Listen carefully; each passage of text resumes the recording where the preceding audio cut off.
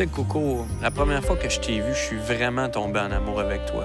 Ton petit nez en trompette, ton mariage de plumes noires et blanches, tes yeux qui sont capables de nous trouver lorsqu'on est sur la côte. À cause de toi, j'ai découvert la Gaspésie, l'eau salée, la senteur de varech, l'eau dans mes bottes, les mains gelées. J'ai vraiment aimé ça, Coco, d'être à ta recherche. Je suis content de t'avoir trouvé. QVO vous est présenté par Remington. Can-Am BRP.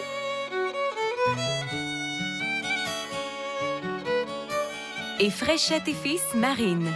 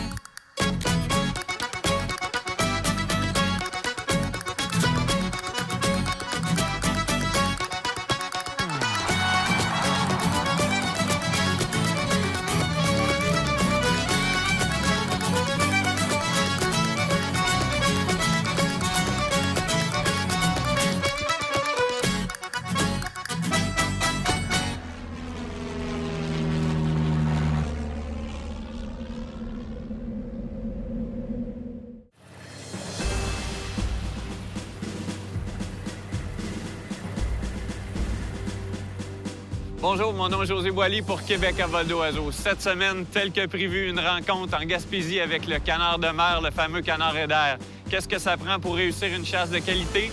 Un vent violent, ce matin on l'a de 40 à 50 km/h, de vents qui vont siffler du nord, donc qui vont pousser les oiseaux sur la côte. En plus, on a choisi une journée avec une marée basse à la fine lueur du jour. Les canards, pour se nourrir, volent beaucoup le matin. On va les accueillir. Je rejoins Daniel Chailly et Bruno Coutu pour l'installation des appelants.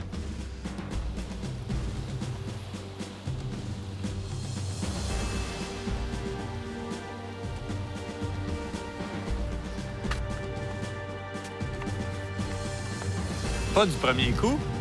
Du premier coup? C'est prêt. Il reste juste un petit peu de clarté avant de s'amuser. Puis le vent, il est parfait. L'estuaire du Saint-Laurent, poussé par de grandes rafales de vent, se déchaîne. Sous les ordres de notre guide, on s'est placé dans les roches les plus près du large, les plus près de la mer. On va souhaiter maintenant que les oiseaux commencent à bouger pour nous. Les oiseaux de mer ne peuvent demeurer sur les flots agités et tentent de trouver de petits havres pour s'y nourrir.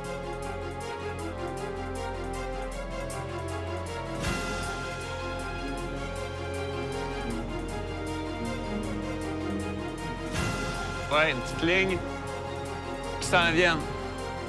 Ça devrait être bon, Joe. Ah, ça s'en vient, Bruno.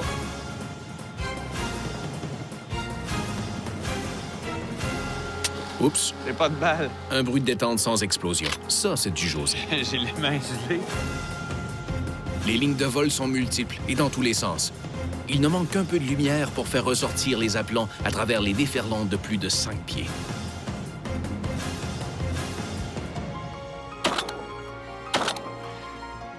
On va aller récupérer ça. Le premier de la journée.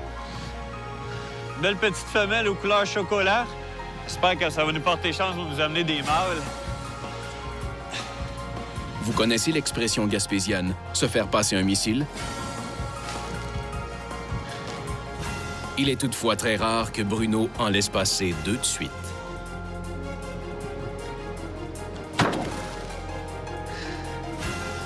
La marée qui se heurte maintenant à un haut fond donne plus de visibilité aux canards de plastique. Les eiders en vol s'approchent en toute sécurité de la zone de tir.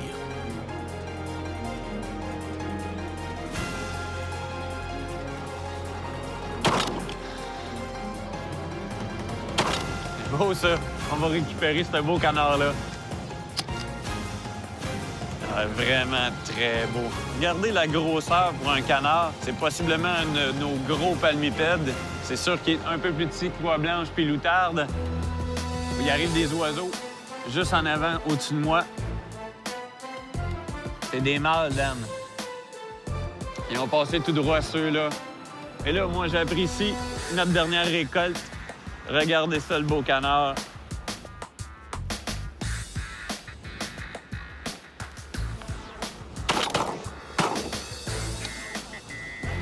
Oui, bien, je pense qu'on tire, c'est plus beau. J'ai mon partenaire Dan à ma droite. Quand les leaders se présentent comme ça, on est un peu trop loin pour se parler, puis avec le vent, on s'entend pas. Encore une fois, on vise le beau mâle. Il tombe. C'est un travail d'équipe. Tu sais, la chasse, c'est de partager quelque chose de vraiment intense avec des amis. On partage aussi ce beau canard-là. Dan, j'ai beau partager le tir, mais je te laisse partager la récupération toute seule. C'est beau, Dan. Un autre beau garçon. Ben oui. Les deux mâles qui sont dans le derrière du groupe, s'il y a quelque chose, il va y avoir quelque chose. Ça va être au-dessus.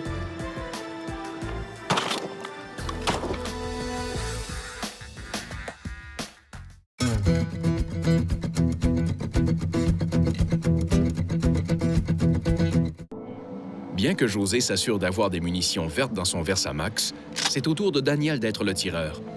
Un beau duo de mâles se dégage peu à peu d'une bande au large.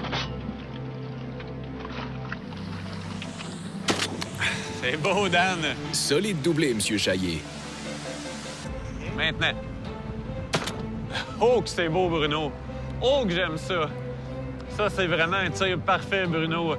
Moi, j'avais décidé de jouer un peu sur le banc. Mon copain Bruno, avec son fusil Remington, était très capable de faire le travail tout seul. Vous avez bien vu.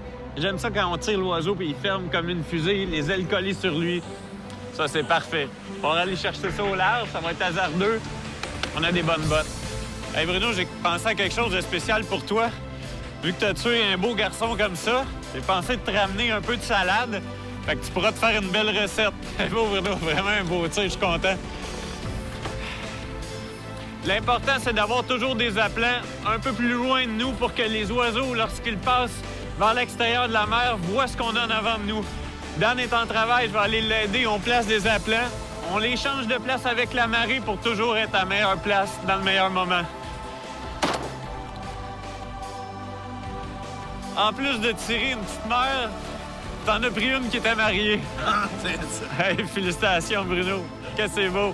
Cette bague numérotée, une fois déclarée aux biologistes du Service canadien de la faune, renseignera ceux-ci sur le déplacement migratoire de l'oiseau. Les deux au large collés. OK. Dan s'est payé le mâle. C'est parfait, Dan. Content du beau travail d'équipe.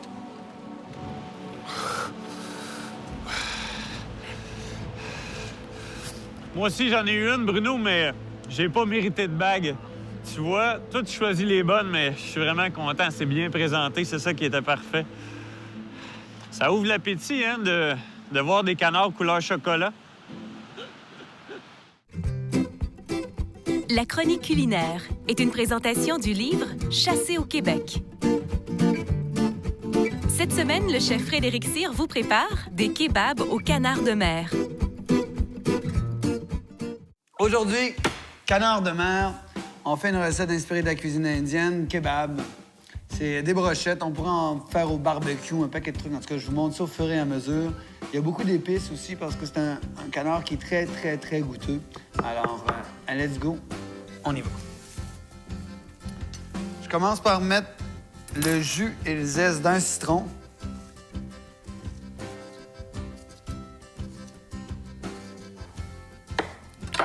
On se met le jus de citron. En fait, ce que je veux, c'est de le laisser mariner un peu.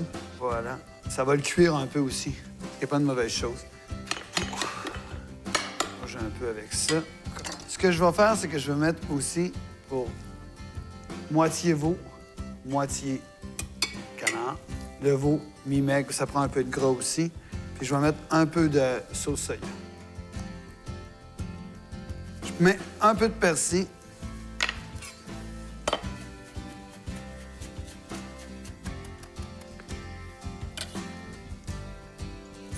Un peu de cumin, un peu de curry, piment broyé, gingembre. Et voilà, pour ça. J'ai mis un peu de sauce soya, mais je remets quand même un peu de sel. Poivre. On va se refaire un peu d'ail. Là, on a mis toutes nos épices, on mélange ça bien comme il faut. Des bonnes mains propres. Là, on se prépare pour faire des brochettes. Donc, je portionne ma viande.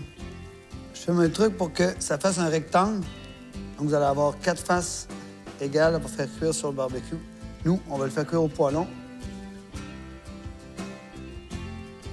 Poêlon Tefal. Fait que là, notre huile est super chaude. Et voilà, c'est parti. OK, pendant que nos kebabs cuisent, j'ai mis du yogourt pour nous faire une petite sauce qui va accompagner le chaud. Je prends du yogourt méditerranéen, 10 de matière grasse, zeste de citron encore, coriandre avec les zestes, la coriandre.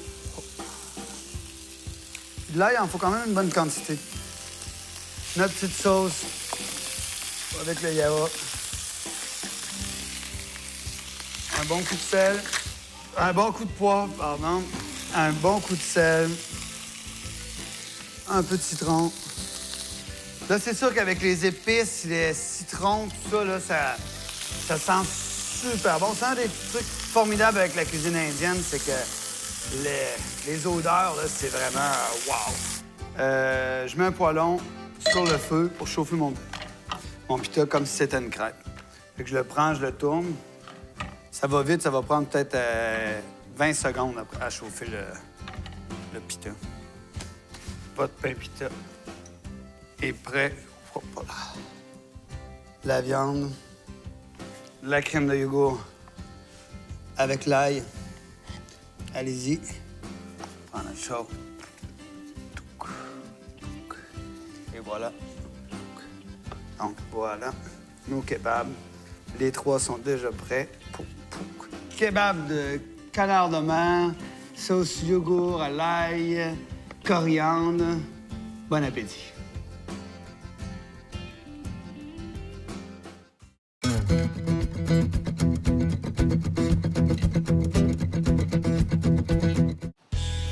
L'eau salée, qui fait la vie dure à l'équipement de chasse, laisse émerger un décor marin splendide selon la marée. Le coup d'œil est toujours magique. Hé, que c'est beau! Lorsqu'on chasse au canard de mer, on utilise la munition plus faible uniquement pour retirer les oiseaux à l'eau. On sait que l'aider, c'est un plongeur. Il cherche à se sauver une fois qu'il est atteint, de se sauver en plongeant. Lorsqu'il sort la tête, on est mieux avec des plus petites billes, avoir un écran qui touche l'eau très large pour être certain de récupérer notre canard. Sportsman High Speed en charge faible, mais énormément de billes en acier numéro 7. L'attraction de la Lune qui gère le niveau de l'eau dans le grand fleuve pousse la marée à couvrir les rochers. Nos chasseurs seront bientôt forcés de quitter. Le Can-Am accélère le retour sur la terre ferme et facilitera le transport du gibier et des appelants.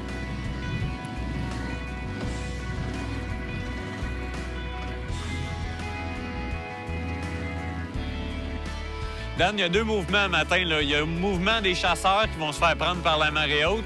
Oui. Ça, c'est dans une demi-heure, à mon avis. Oui, à peu près. Mais les canards, ce matin, ont fait plus du gauche-droite. Ils sont partis de Montréal puis ils voulaient sortir en Gaspésie. Ça veut-tu dire que la chasse va devenir moins bonne pour notre prochaine sortie? Bien, ça, c'est sûr que c'est des éders qui, dans le courant de l'automne, ils ont remonté le fleuve de Golfe toute la saison pour aller dans les environs, dans le Bas-Saint-Laurent, pour se nourrir.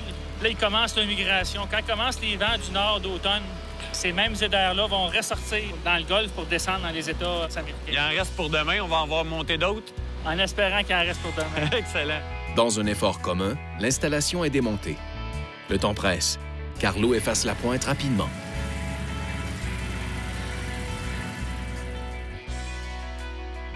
C'est vrai. Moi, je pensais, Dan, sérieusement, avec l'avant-midi d'intensité qu'on avait eu, qu'on passerait l'après-midi peut-être à la sieste. C'est pas le cas, hein? Ça aurait été très intéressant, mais c'est pas le cas. Hein. La chasse au canard de mer, la chasse du lendemain doit être préparée la veille parce que les groupes d'éders Ils sont jamais à la même place d'une journée à l'autre. Ça fait que une pointe où ce que l'eider va se nourrir une journée, bien, ça veut pas dire qu'elle va être là le lendemain matin. Fait qu'il faut Faut faire être sur le terrain souvent pour savoir un peu le mouvement. Il y a un jeu de marée aussi qu'il faut que tu connaisses. Là. Tu peux pas t'improviser, arriver sur une pointe, installer tes appelants. Là. Il y a un effet marée. Fait que faut s'informer de ce qui se passe, il faut être là. Exactement. Physiquement, il faut que tu ailles sur les lieux, que tu vois un peu comment c'est fait, la profondeur, les différents obstacles qui peuvent être rencontrés. Il faut que tu regardes aussi si tu es capable de récupérer ton canard, parce que c'est beau être capable d'avoir l'opportunité de tirer sur des aiders, mais il faut que tu sois capable de les récupérer aussi. Fait que c'est toutes des choses à analyser avant de... Depuis le début de l'après-midi, là, on a trouvé des baleines qui sortaient de l'eau. Là. C'était vraiment parfait. Oui. On a trouvé des oies blanches. Mais là, il nous reste à trouver des aiders. Là. Sais-tu, ici, là, on a peut-être une cinquantaine, mais on vise quoi, là? 100, 200 oiseaux pour bien chasser? Ah oui, au moins, parce que les regroupements, c'est sûr que plus que la journée va avancer, des fois, il y a des camps qui se reforment. Pour ça qu'il faut patrouiller régulièrement, mais il faut aller sur des groupes d'au moins 300-400 ZR. En tout cas, j'ai une idée pour demain. Si jamais on trouve pas d'endroit exact, là, on pourrait peut-être se faire une petite cache ici. Il me semble qu'on serait vraiment opportuniste sur cette belle pointe. Bien, je te la laisse. Non, regarde ça, José, c'est l'imagerie satellitaire de la pointe qu'on a été patrouiller aujourd'hui. Bon, ben à cette heure qu'on sait où on chasse demain, moi, je sais où je m'en vais me coucher. Bonne nuit, Bruno. Bonne nuit, José. Bonne nuit, Dan. Bonne nuit, José. À demain. À demain. La chronique L'indispensable est une présentation des pourvoiries de la Côte-Nord. Lorsque l'on chasse le canard à travers roches et marées dans l'estuaire du Saint-Laurent, il est tout à fait normal que l'outil indispensable soit une bonne paire de bottes culottes. Pour bien chasser le canard eider à duvet, il faut atteindre les rochers les plus au large. Et sans les hautes bottes, cette mission devient impensable. Bien qu'elle soit disponible en Gore-Tex ou vinyle, c'est la fabrication en néoprène de plus de 5 mm qui vole la vedette pour la mer. Ce tissu a la particularité d'être 100 % imperméable et se veut aussi un très bon isolant pour le corps. Complété par une bottine de caoutchouc double épaisseur munie de crampons, ce style de botte vous permettra de garder votre équilibre en toute situation. Enfin, l'option chauffe-main et cartouchière abdominale peuvent avoir leur utilité dans le vif de l'action. L'eau salée de plus ou moins 4 degrés Celsius cherche qu'à vous glacer le corps et les jambes. Si vous voulez avoir du temps de chasse de qualité en mer, faites comme le chat, soyez bien bottés.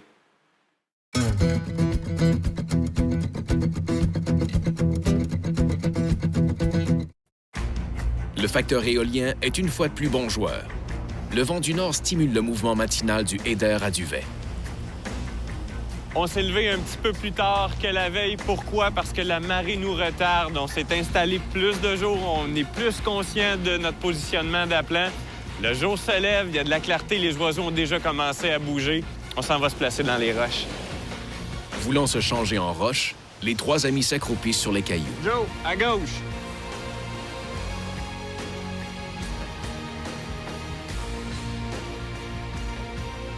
Malgré la générosité de Mère Nature, seuls les canards volant à très courte distance sont choisis pour être certains de pouvoir les récupérer dans cette mer impossible à naviguer.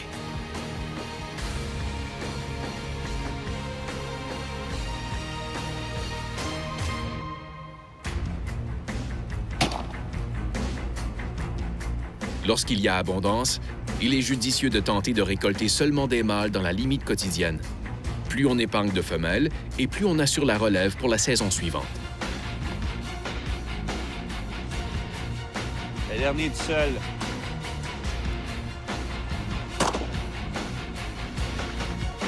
Beau, les gars! C'est beau!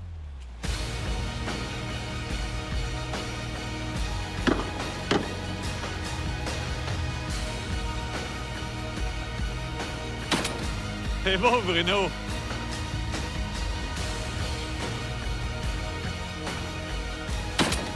Oh, oui! C'est beau, Bruno!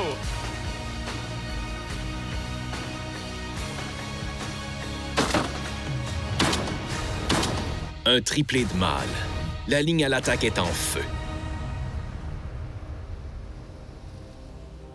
Je vous explique un peu le topo de ce qui se passe ici au large. On a les roches où on est caché, on est ici. Là, il y a la mer qui pousse sur les roches. Vous avez un autre rocher où on peut cacher différents chasseurs. Et on a deux bourgots qui représentent les canards eider qui se place en position, monte tranquillement dans le vent, s'approche, s'approche, s'approche et...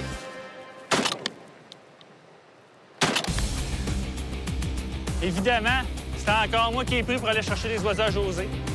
C'est comme ça que ça se passe dans la vraie vie.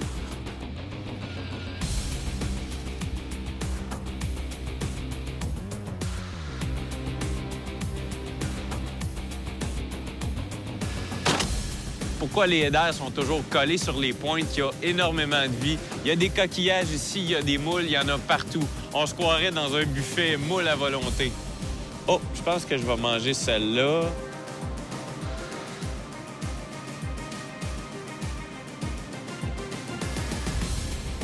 Toujours concentré sur la réaction des volatiles et de la hauteur de la marée, le maître Chaillé assure le succès de l'aventure. Ah oui, je l'aime, dame.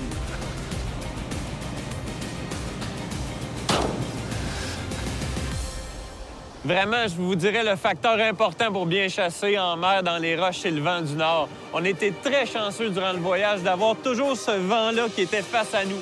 Je te sens positif, Bruno. Oh, bon. Pas le droit de sourire, José. Ça arrive à tout le monde. Lorsqu'on manque un beau mâle, on passe pas notre tour. Non, non, c'est la fessée. Tu vas-tu recommencer?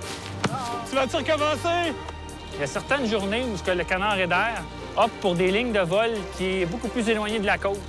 Donc, dans ces circonstances-là, en plus d'utiliser les appelants de type flottant, on va utiliser les appelants de type rotodox. Par leur hauteur et par leur mouvement oscillant, ça va aller capter l'attention du canard qui est en vol, qui va se rapprocher de nos appelants flottants. La femelle au-dessus ici, tu te penches, tu te relèves, pouf! Wow! La belle mer, la belle Gaspésie. L'aventure de chasse au canard de mer se termine devant un décor digne d'une carte postale. Cette année, le fameux mariage de nature et migration nous a donné des images de qualité. Je tiens à remercier Daniel Chaillé, qui a été un guide parfait pour nous, ainsi que Bruno Coutu, qui a été un partenaire de chasse de qualité. Suivez-nous dans nos aventures. Québec à vol d'oiseau. QVO vous a été présenté par Remington. Can-Am BRP et Fréchette et Fils Marine.